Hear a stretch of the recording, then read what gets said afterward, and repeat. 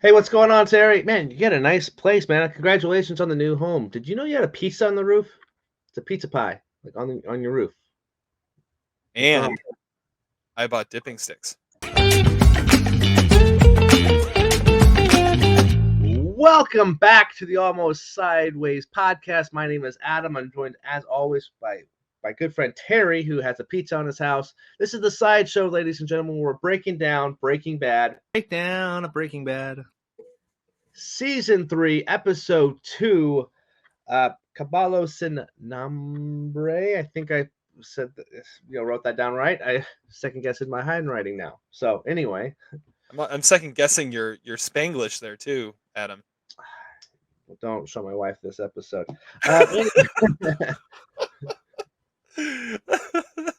Anyway, we are not selling pizza, even though it sounds like we are talking about pizza. There is a pizza incident that does take place in this episode. The most iconic shot in all of Breaking Bad, possibly. Who knows? The accidental pizza on the roof. I had heard rumors there's a pizza scene here, but didn't really know what that meant until I saw this episode, and it brought a smile to my face. So I'm really looking forward to diving into these categories. And I did text you, and I texted Todd. Damn, what an ending. That was really exciting, and I hate, again, I will say this again, I hate that we do these once a week. Let's see. I love it. Like I was also texting Todd and talking about how we're catching stuff that you don't normally catch on a first time watch because we're stopping and analyzing and not just binging this thing. That is And true. so it's given it some time to breathe. It's given it some time to actually just simmer and settle in. And it's been fun. It's making it a little more meaningful. I'm enjoying hearing your analysis of watching it for the first time. Well, at least Like I somebody. said, I know this season a lot less than I know those first two. So this has been fun. Yes. So far, really digging it. Really digging the episode so far. Really excited to dive into it. So, Flynn, take it away. Oh, sorry. Where are we going by again? My name is Terry Jr. Oh, perfect. I'm glad that actually paid off. I'm glad you went there. Yes. Yeah. All right. Here we go. Breaking Bad, Season 3, Episode 2 is entitled Caballo Sin Nombre. Oh, not pizza like this thumbnail says? Yeah, no, not pizza like the thumbnail says. Well done. All right, here's what happens. Oh, Walt. Everything appears to be fine until it's not. He gets pulled over for his broken windshield, then arrested for arguing with the officer about hellfire raining down on my house. Hank gets Walt off with an apology while also discovering the burned out migrant truck and also figuring out what happened to the blue meth. Saul tries to talk Walt into getting cooking again, but Walt wants to focus on getting his family back. Saul thinks Skyler's bluffing, but asks Mike to keep an eye on her to be sure. Eventually, Walter Jr., definitely not Flynn, ends up on Walt's new doorstep. Seeing an opportunity, he takes him home and brings dinner. Skyler wants nothing to do with him, and somehow the pizza ends up on the roof. Skyler is dealing with everyone giving her grief for the stance she has taken. Marie wants to know what happened. Hank thinks Walt cheated, but Skyler is going too far, not letting him see the kids. And Walter Jr., definitely not Flynn, is calling his mom a bitch. Jesse, on the other hand, drives by his old house to find that his parents fixed it up and are selling it. So he gets Saul to buy it for him for a very discounted price because, meth lab in the basement. Yeah. What about the mystery Skullboot boys? Well, they find their way to a retirement home and to Castillo! Yes. Who uses a Ouija board to give them the name Walter White. Then everything comes together. Walt wakes up from a wild solo bender deciding he wants a shower in his own house. Mike happens to be there bugging the house. While Walt is showering, the Skull Boys show up with a giant axe. When Mike realizes what's happening, he calls Gus. Dun, dun, dun. The boys get the Poyos text and disappear before Walt ever knows they were there. Hey, how did that eyeball get there? How did it get moved? Yeah, like that's the woo. Dun, dun, dun. All Oh, right. I know you love the ending. Why did you take the episode? oh goodness gracious, that was pretty awesome. The ending, let alone, I'll just mention that right now. It was awesome to see Mike. It's awesome to see Gus. The axe, the bugging, the everything kind of plays together, kind of perfectly. I don't understand why he decided to take a shower in his house, but I guess it played well for this, this episode.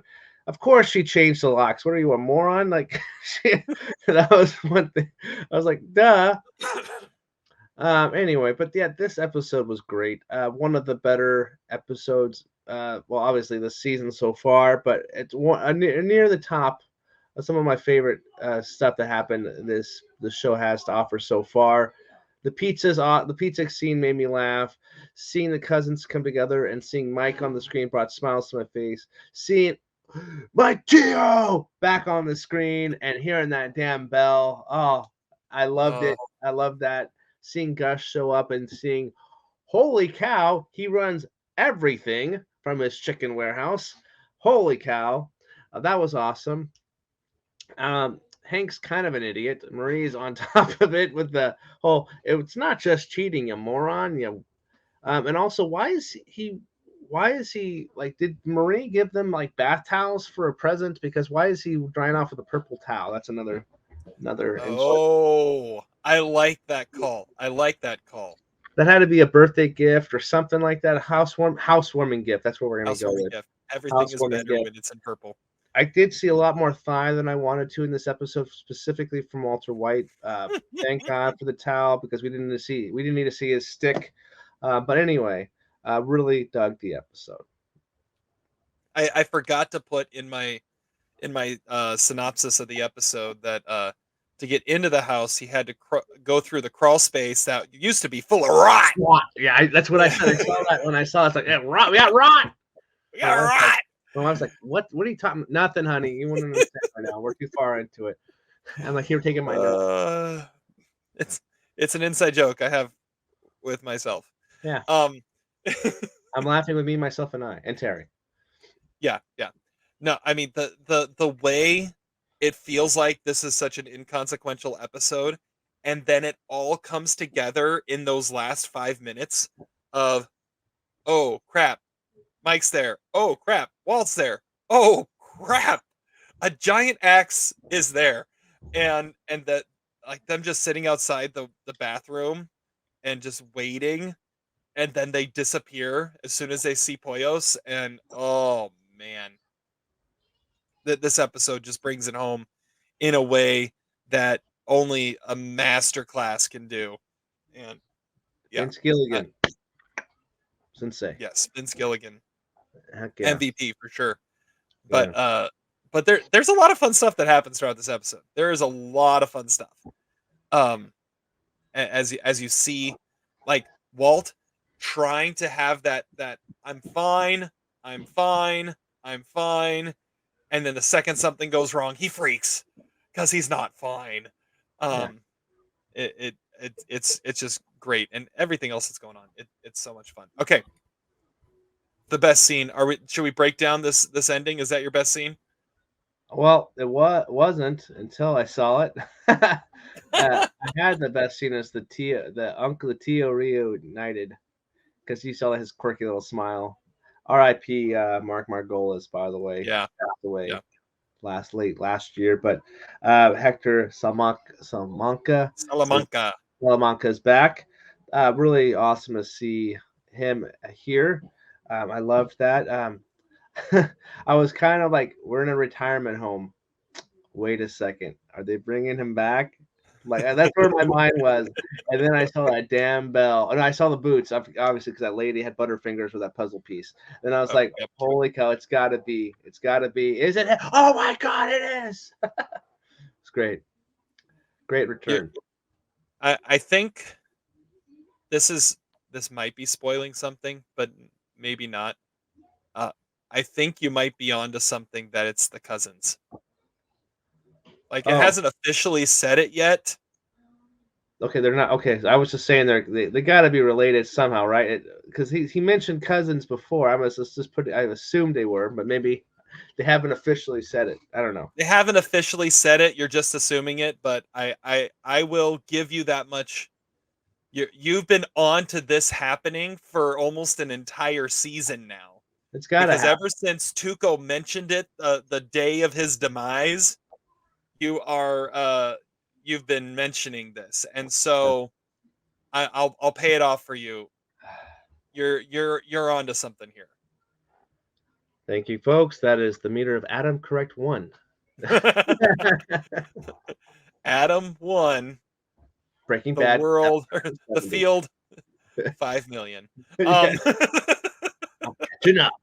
Tell me there's a chance. Yeah.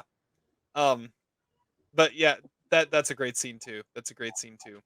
I don't. Do we want to break down this ending anymore? I mean, we've talked about it a little bit, I but think we pretty much covered all aspects. Like having them show up to the house and getting into the front door and just have the slow methodical. I like how it's bookended with the same song. He's singing the same song from the car as which well. how ironic of a song is it that he's talking about being been through the desert on a horse with no name? Yeah, it's a After good. 2 days in the desert, yeah, he would know what that's like in a fugue Yeah, state. if you, oh yeah, oh yeah. But he knew somebody was in his house. Like that's the he's like, wait, that eyeball wasn't there. That was on my pants, not my shirt. It was on my pants. Uh-huh. What the hell? Mm-hmm. He knows something happened, but he has no idea what.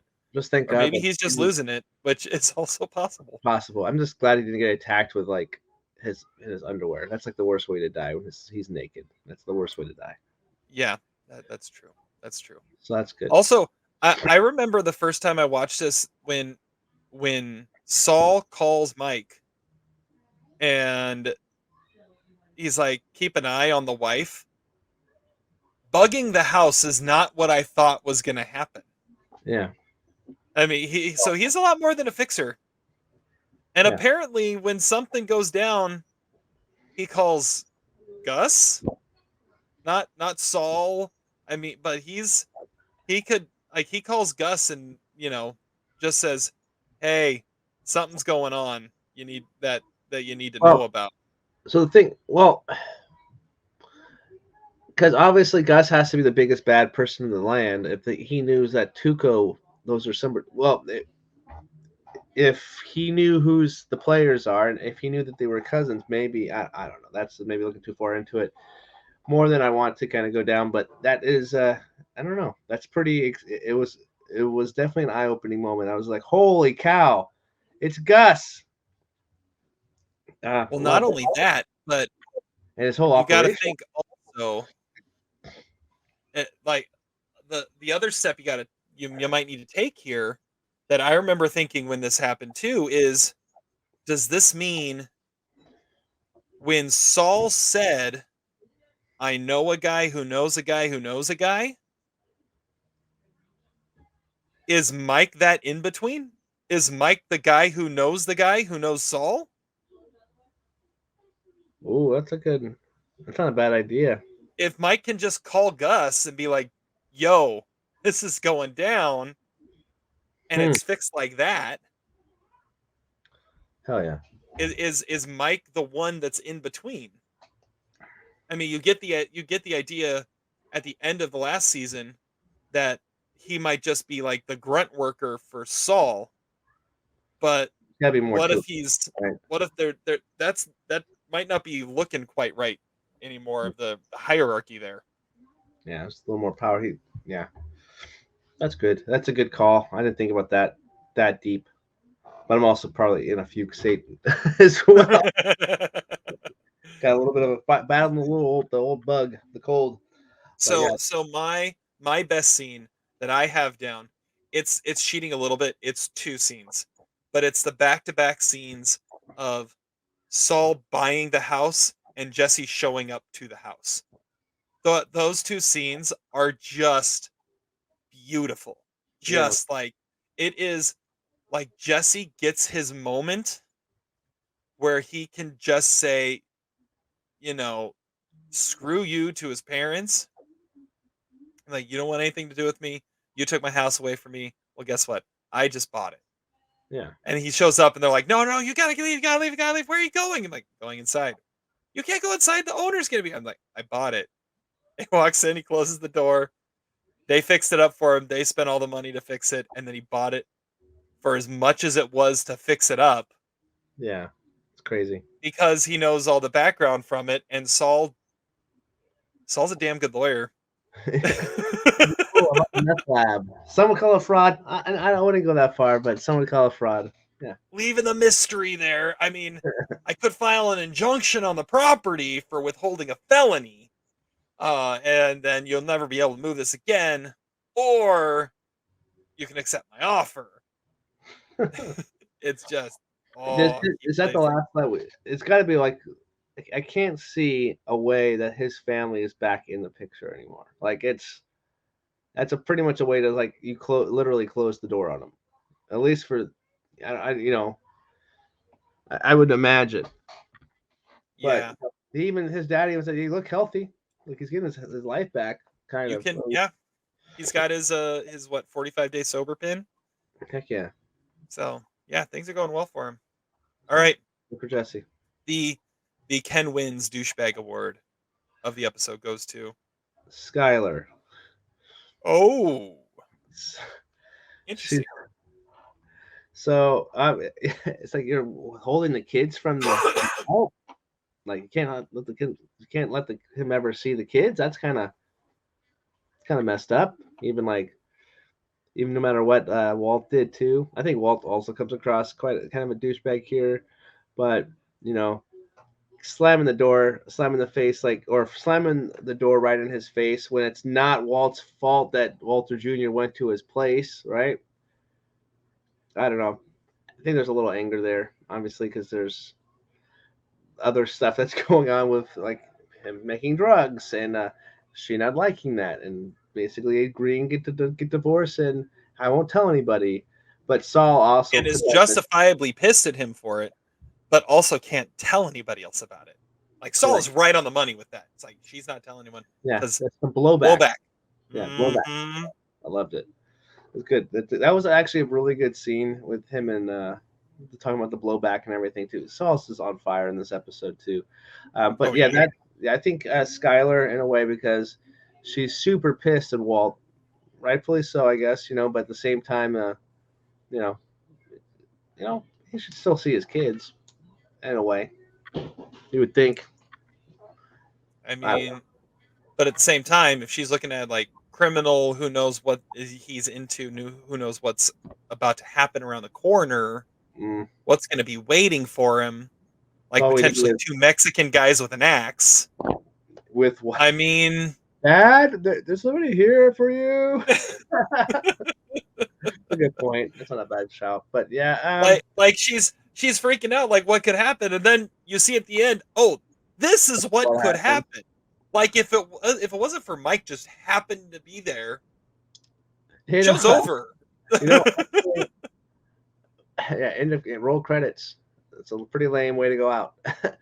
I guess actually in that perspective, I think the biggest douchebag is Walt breaking his own into the house and taking a shower, and then also showing the biggest white privilege card ever and having that freaking tantrum in front of that cop. That cop showed a lot of restraint. God You're bless gonna him. listen to me now. Oh, okay. You reached for the pepper spray and got him. That his reaction in the cop car is awesome. But yeah, maybe it's Walt. I had Walt down, and I actually just changed it, but Walt was what I had down. For everything, like, yeah, she slams the door in his face just for bringing Walter Jr. back, but he also thought, oh, this is my opportunity to get in, right? He went and found the Listerine and the cologne, and not bad. Okay. And then she calls and is like, "Why is there a pizza on my roof? Stay away! Or I'm getting a restraining order. Restrain this!" What a stickman is the way to say it. Stickman. Oh Life. yeah, exactly. In your tidy whities, as only Bryan Cranston could. Um, but yeah, the other one, but the one I changed it to, the true douchebag of this episode is one Jake Pinkman, Jesse's little brother, because his dreams have been crushed because the money they were going to make off the sale of this house, he was going to go to space camp with. That's a lot of freaking money for space camp. Like, Yeah, wow. apparently it's $450,000 to go to space camp because that's how much money they were going to make off the place, and they ended up breaking even. So Wow. that space camp must have actually been in space. Yeah. Ridiculous. All right, the pink man, stick man of the episode. I'll go first. I'm gonna say Saul on this one because there's other fish in the sea. Thailand, the Czech Republic, they're just happy to be here, man. I wrote that down. Good one. All right, look at this. Space camp programs on the NASA website right here. 9 to 11 years old, it's $1,600. Space Academy, 12 to 14, it's $1,600, $1,700. But only if they have an extra $500,000 sitting around, are they actually going to be able to pull that off. So Yeah, that is true. maybe the douchebags are actually just Jesse's parents. Yeah, It's like, oh man, we didn't make a $500,000 on this house. I guess we can't splurge for the 2,000 to send Jake to space camp. I love how And that's probably inflated. I mean, this was what, like 15 years ago? Yeah, that's cool. Ridiculous. All right, who's your stick man? Restrain this. It's got to be Bryan Cranston because at least he got a handful. Anyway. That is true. No, okay. My actual stick man, it's got to be one of those counts. What happens in a retirement home does they do mingle. They don't have teeth. So there's got to be one of those older gentlemen that's laying down the nightstick. So who knows? That's not bad. That's not bad. Maybe it's the other one. Maybe the other one that. What? Sorry. I can see Hector being a stick man at the retirement home. I mean, as long as he finds one that can work the chair. I mean, he's not participating that much in this endeavor. But hey, that's the beautiful about being in charge. You're making them do the work. There you go. There you go. The other one that could be a stick man in this is Gomi, but he was told not to go beat his pinata. So, yeah, I wrote that down too as a dumb thing. Yeah, that was great. Hey, yeah. Why don't you go beat your pinata? Go beat it. Hell yeah. All right. Best new face. Hey, that's Danny Trejo. Goes to who? Maybe not a new face, but I did write Mark Margolis down as well. Hector. But best new face, gonna go with Officer Carnahan. The cop that arrested. All he wanted was a thank you or a sorry apology. A lot of restraint from that cop. That it's definitely there would have been some other conversations. You hop out of the car now. It's definitely a 2008, 2009 episode because probably wouldn't get the same reaction if you hop out the car nowadays. Yeah, no. I can't even see. He's not even billed. No, I found him on the. I'm on the IMDb page. I don't see him. No, you have to go to the Breaking Bad wiki. The Breaking Bad wiki. Oh, that's Breaking Bad Officer, and he is played by Jay Taylor. Jay Taylor. That's his name, okay. Jay. Just the letter J, Taylor. And his only appearance is Breaking Bad. Maybe he's like an actual monster that they pulled out for this. Maybe, yeah. Cool. Yeah, I had him down too. He's kind of the only one you could go with. If you want to go with maybe someone else. If you want to go with maybe someone else, you go with like Mike's granddaughter. Like that's the only other like face we've never seen before. True. That pops up. But yeah, there aren't many new faces. But you're right. I feel like whenever Mark Margolis shows up, it's that moment of, hey, he's back. Ming, ming, ming, ming, ming. Bing, Yeah, I love bing. it. Yeah. Oh yeah, he got super excited to spell. He's like, I can still spell, damn it. It's not a All Mr. right. Spell, it's a Ouija board. Okay. So but we're bleeding into the next one because my favorite minor character of the episode was definitely Tucostillo. Yeah. It has to be. It's good. It has to be. It's gotta be. Who's your favorite minor character? Well, I think that's a kind of a given, but when you see Gus, he's like, oh, yeah. Gus is always Giancarlo Esposito all the way. That's whenever he's on, makes everything better. So, other than Far Cry 6, but yeah, he's no, but yeah, whenever he's on, whenever he's on screen, is always great. So, I'll say to be different, I'll say Gus. Yeah, he was the other one I was gonna say because he had 5 seconds of screen time and he stole the episode with 5 seconds. Correct. Yeah. Yeah. All right, the cow house dumbest thing said of the episode is Well, you said beat my pinata already. He said Thailand, the Czech Republic line. I was going to write that. So the third option I had was, speaking of gas, you know what's giving me heartburn? Your partner. When Saul said that to Jesse, and when he's kind of, it's like, speaking of gas, your partner's giving me heartburn. I like that. I thought it was pretty stupid, but I got a chuckle out of me. Michelangelo won't paint. Yeah, he won't paint. Yeah.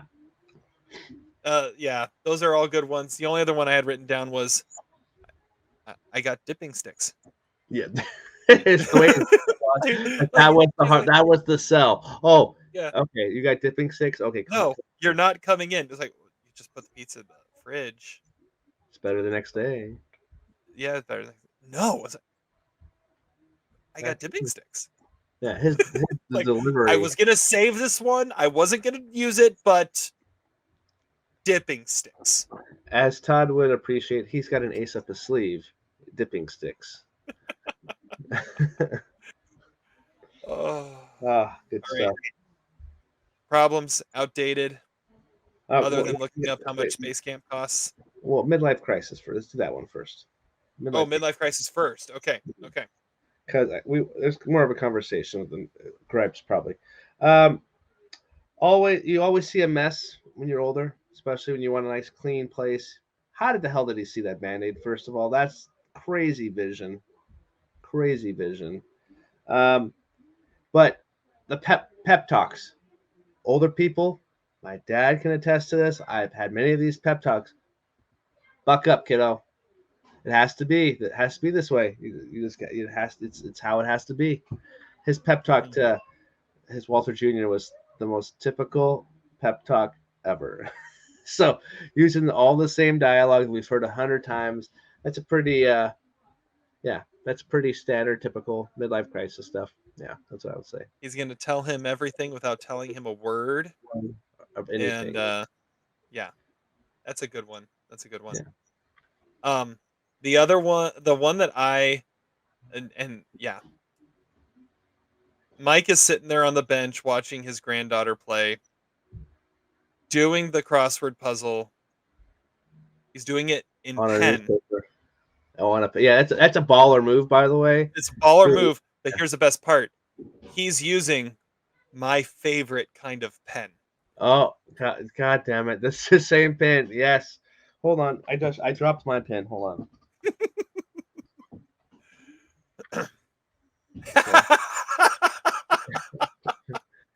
Yeah, it's the same. We established this. It's like the same. He's using the pen. And I was it shows it for just like a half a second. And I went, oh, he's using the pen. It's the best pen. I think we've talked about this pen before, haven't we? Yeah, we have. We talked about when he was in school. Yeah. Oh yeah. In his classroom. He's using the pen. Like we established that we use the same ones too, which makes it even crazier. They're the best pen. They really are. Let's see here. So if I've already used that, what else could we talk about here? The pep talk is good. um, Nothing beats your own shower that's true. Nothing beats your own shower. or your bed. Okay, someone we haven't talked about yet in this episode, and it's kind of an interesting scene. I don't know if we can pull a midlife crisis moment. Well, maybe we can. Is Beneke Okay. and the scene he has with Skylar. Um, and what's interesting about that scene is she uses him to kind of judge, am I treating Walt right? It's like, what would you say to your kids if they knew what you were doing? It's like, I'm doing it all for them. That's what I'd say. And he says exactly what Walt would say, and Walt is saying, Mhm. and totally justifies Walt if at all, if it's at all justifiable. Um, but She was also maybe using it's her Skylar sexuality saying, scene, yeah. maybe it's Skylar saying, I not saying I can't do it, but I can't sign it as is, and I can't tell you what to do with it. But Yeah. Good call. Well, I forgot Beneke was in this episode because he knew exactly when to leave. Um, he knew how long to be there, and he knew exactly when to leave. he's good at that. He's good Little at that. Beneke. All right, what do you got with the problems, gripes? First of all, a remodel in the recession. That much money going to the remodel in this climate, this financial climate, kind of unlikely. Especially moving an entire garage. Yeah, what's up with moving the garage? Yeah, What are they you basically doing? made it not detached. It wasn't. It became a non-detached garage at that point. Like you have access to your backyard at that point, but like it's not attached anymore. Like, what's the purpose of that? Yeah, you got to think that upstairs bathroom took a lot of work, though. Yeah, rehold. Yeah, can't remember everything he said. Yeah, it definitely takes more. The ice cream man. Never seen an ice cream man like that before. What are we in Manhattan? No, he's not going to be walking down the street with ice cream cones. It's Albuquerque. I doubt it. It's got to be same like guy in a minivan, doing his bringing the playing the tunes for that. It's a fair Got point. got milk on Holly's shirt. Very around this era of in my childhood too. That was a big Mhm. ad. Yeah, so that's kind of some of the things that I've caught in this one. That's those are good ones. Those are good ones for sure. Yeah, Skylar Um, also in that one scene with Beneke. I was like, why is your shirt like half unbuttoned? Like you're just clearly using your to try to like get an answer out of him to get like yeah. I was like, you're using your sexuality quite a bit in this scene. oh, But there's even a moment where she leans over and oh notices that he's looking yeah straight down the shirt. yeah Mm-hmm. yeah. Mm-hmm. That's a good one too. That's a good point. I just love that we're still all looking at flip phones. Oh And yeah. like even what did I what did I call them? The mystery skull boot boys are they've got a flip phone. Yeah But I mean, how baller is it that all he has to do is text Poyos and everyone knows what to do? yeah. Um, all right. Oh yeah. Oh, props to Marie, by the way. We haven't mentioned really Marie, but props to Marie for calling Hank out on his shit. Oh, really? Seen it 100 times. What have you seen exactly? What have you seen 100 times? Yeah. Exactly. What have you seen 100 times? Love that. Love that. So, That's great. Yeah. good one. LVP. This is a tough one. Oh, yeah, I got it. The pizza company. Why wasn't that pizza sliced? It's a solid Ooh, block, right? Because even in this picture, look at this. This is not a sliced pizza. it is not. So, like, it looks like a Costco pizza, kind of, but no. A lot of pepperoni on there. Really good cheese to pepperoni ratio. Kind of thick crust on this thing. We're analyzing this photo like we really want a pizza. But it's not sliced for crying out loud. Like it's not sliced. That's got to be an LVP. Like, right? All right. I want to say, wasn't would- there? It would never have flown on the roof though, which is a classic moment if it was sliced though. Wasn't there a movie or a show? Oh wait, nope. Never mind. Never mind. Yeah, you're about to. I think I just made a connection. I just made a connection, and we'll talk about it later. He just made a connection. We'll talk about it You later. know what it is. All right. The slicing of the pizza. I think honestly, I think your what you just mentioned. I think it comes back up at a later time. How freaking random? Because that has to be a random. It was not. It was an accident that pizza was up there, and they had to reshoot because this is the thing. Goes back to the gripes. They had to reshoot that scene because when Mike was watching them leave, that pizza wasn't on the roof, or was cut off perfectly. Where like, okay, we need to film something differently to put that pizza up there. Yeah, we need to figure out because that pizza wouldn't have been on I the thought it was roof. there. It was when he walked up. He kind of looked at the pizza, but when he was watching them leave the house, the camera was cut off perfectly where the pizza was over here on the non-video side. So to acknowledge that he hasn't quite seen it, so I'm like, there had to be some kind of reshoot because that pizza flying up there had to be by mistake because I can't see that being in the script. Okay. A happy coincidence. I don't know. Never mind. That's more into the pizza again. Now I'm hungry.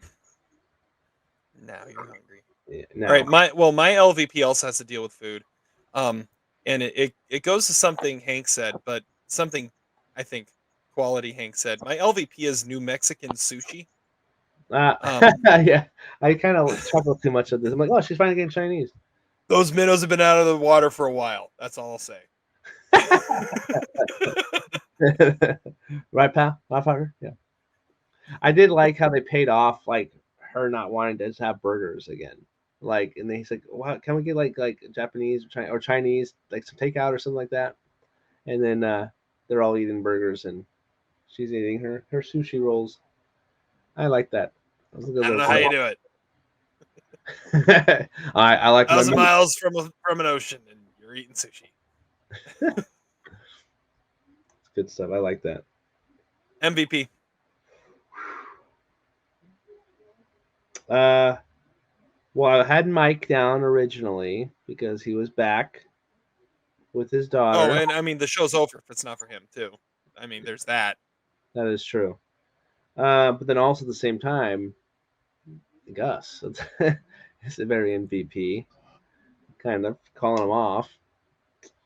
The game, that board game selection was kind of sparse, so they probably would have had to like write down the alphabet and like point to each letter to figure out what thank you Hasbro Yeah. for a Ouija board. Why is My a Ouija wife's board at a retirement home? By the way, that was my wife's point. That's just what I was about to say.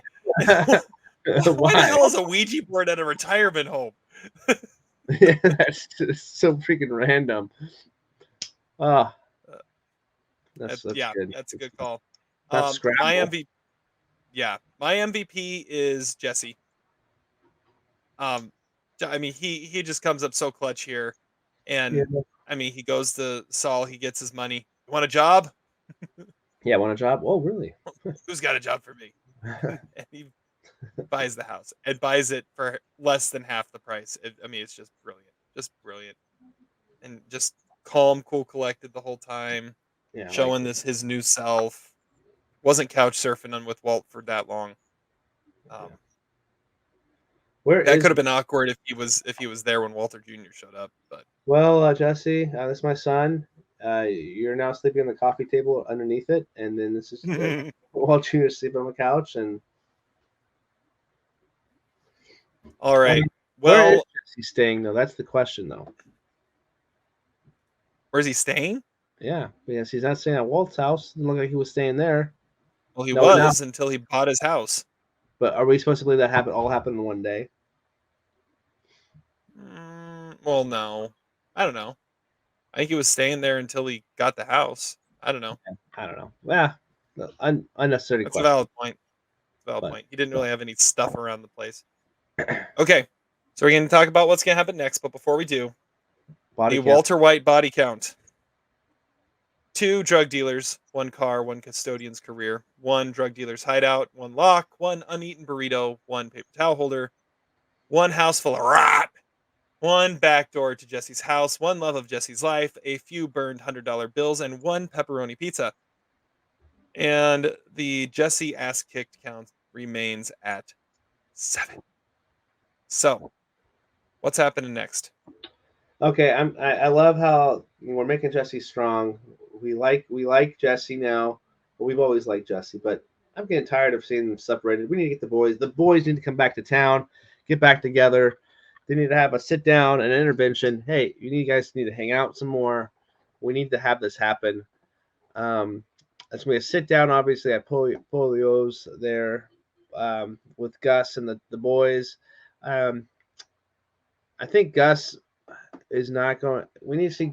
I want to see more Gus and Walter White interact with each other. I think there has to be. How do we get them back to cooking, and what's the motivation behind it? Right. I don't know how we get there. That's the thing. So either there has to be a threat on his family, maybe to get him to actually get back to cooking. That could be something we could go down. Maybe he makes it an obligation. I mean, Gus or Walt kind of owes Gus his life now. Oh, yes. Hey, these guys are about to kill you. Oh, maybe he sends a text to get the Polios as well. Say, hey, these guys were over here about to kill you. I stopped them. Now you're going to cook for me. Maybe Now that. but now what are you going to do for me? Interesting. Mm-hmm. I scratched your back unknowingly. Now you scratch mine. Yeah, type of thing. Now you're working for. Well, as far as Walt's concerned, nothing happened, so he could be completely fabricating it for if it goes down that road. True. Yeah. I don't know. That could be interesting. But we you got to think that something gets him back to cooking. It's just going to be what's going to do it. What's going to be the straw that makes it happen. That is true. And will Hank find out that the cowboy boot skull guys are the skull boys, cowboy boot skull boys, are they in town? So interesting to find out what's going on there. Well, considering he was like, this is with the truck burned, like this is odd. And this feels like what do you say? This feels like Juarez across the border. And why would Juarez style work be done on a random truck like this? Yeah. So Hank's good at his job. Yeah, he is. He is. So he is. That's pretty much what I got. Nothing too Right. exciting. But what is exciting will be next week's episode of Breaking Bad Season 3. It'll be episode 3 next week. Really excited to dive into that episode. This was a fun one. And we gotta wait a week, guys. And until next time, we hope you guys are enjoying the conversation. So, anything else from you, Terry? No, I think we're good. Breakdown of Breaking Bad. There it is. Sit and spin.